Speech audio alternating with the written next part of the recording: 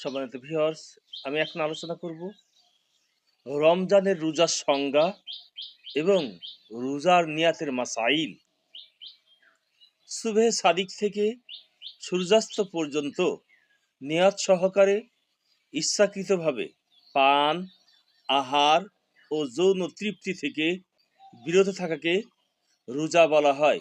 প্রত্যেক আকেল, বোধসম্পন্ন, বালেগ, বয়সপ্রাপ্ত ও সুস্থ নারীর ওপর রমজানের রোজা রাখা ফরজ।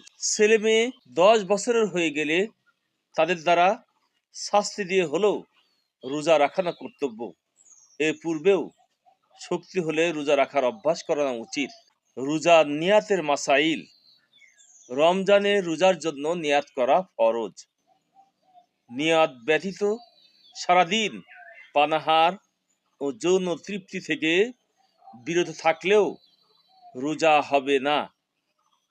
মুখে নিয়াত করা জরুরি নয়, অন্তরে নিয়াত করলেই যথেষ্ট হবে।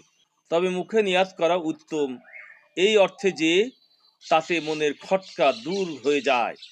মুখে নিয়াত করলেও আরবিতে হওয়া জরুরি নয়, যে কোনো ভাষায় নিয়াত করা যায়। নিয়াত এভাবে করা যায় আরবিতে বিসমি গদিন নাওয়াইতু, অথবা নাওয়াইতু বিসমি লিয়াম। বাংলায় আমি আজ রোজা রাখার নিয়ত করলাম। সূর্য ঢলার 1.5 ঘন্টা পূর্ব পর্যন্ত রমজানের রোজার নিয়াত করা জায়েজ আছে বা নিয়াত করা যাবে, তবে রাতেই নিয়াত করে নেওয়া উত্তম। রমজান মাসে অন্য যে কোনো প্রকার রোজা বা কাজা রোজার নিয়াত করলেও এই রমজানের রোজা আদায় হবে, অন্য যে রোজার নিয়াত করবে সেটা আদায় হবে না। রাতে নিয়াত করার পরও সুবহে সাদিকের পূর্ব পর্যন্ত পানাহার ও যৌনকর্ম জায়েজ। নিয়াত করার সঙ্গে সঙ্গেই রোজা শুরু হয়ে যায় না, বরং রোজা শুরু হয় সুবহে সাদিক থেকে। সম্মানিত উপস্থিতি, তাহলে আমাদেরকে নিয়াতের ব্যাপারে আমরা অনেক কাছে অনেক বাড়াবাড়ি করি, অনেক বাক বিদণ্ড করি আমরা, যেটা ইসলামে কখনো সাপোর্ট করে না।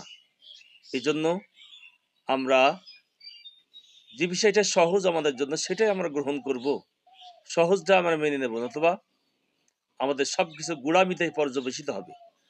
আমরা গোড়ামিতার মধ্যে না গিয়ে আমরা সঠিকটা গ্রহণ করব, সঠিকটা মেনে চলব, যাতে করে আল্লাহ পাক রব্বুল আলামিন আমাদের সকল ইবাদতগুলিকে তার দরবারে কবুল করে নেন।